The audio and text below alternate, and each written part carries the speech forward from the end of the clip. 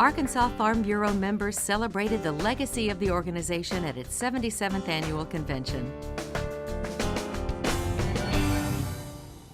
Arkansas Farm Bureau's annual convention returned to Little Rock and the Peabody Hotel November 30th through December 2nd.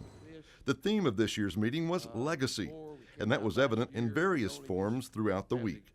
In his annual address, President Randy Veach referenced the theme in noting the leadership and legacy left by former state presidents and officers. Veach challenged current Farm Bureau leaders to help define the legacy of the organization for future generations. You know, in Arkansas Farm Bureau and in agriculture, we meet challenges head on, don't we? That's the way we deal with them. That's part of this legacy of this organization.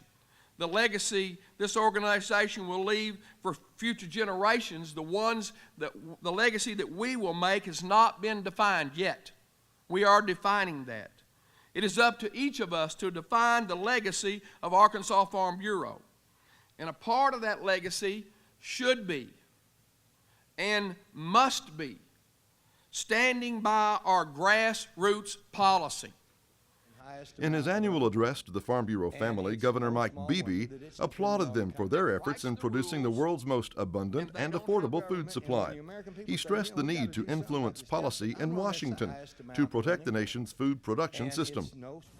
Can you imagine what the price of food and fiber would be in this country if we lost the family farmer and it was just a conglomerate of 2 or 3 big corporations that controlled all this stuff? Can you imagine what the percentage of disposable income would have to go for food and fiber if that occurred? Do they not realize and understand the significance and the importance of keeping the viability of the American family farmer alive, well, and prospering? I can't do anything about Mother Nature. You can't either. But what we can do in this country is, with our own American policy with regard to agriculture, do the things that sustain, promote, and assist and help the American family farmer. That's what.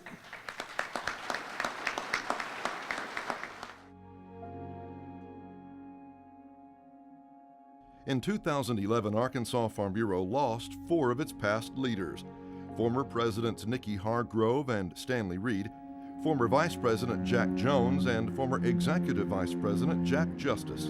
The annual memorial service featured a video tribute to the legacy of their leadership.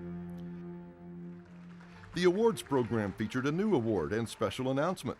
Jeff Rutledge was named the first recipient of the Stanley E. Reed Leadership Award, presented to an individual who demonstrates the leadership qualities evident in Mr. Reed's life in all levels of Farm Bureau. Dr. Deborah Fizer, Dean of the UAMS College of Medicine, announced the establishment of the Stanley Reed Memorial Chair in Emergency Medicine, Trauma, and Injury Prevention.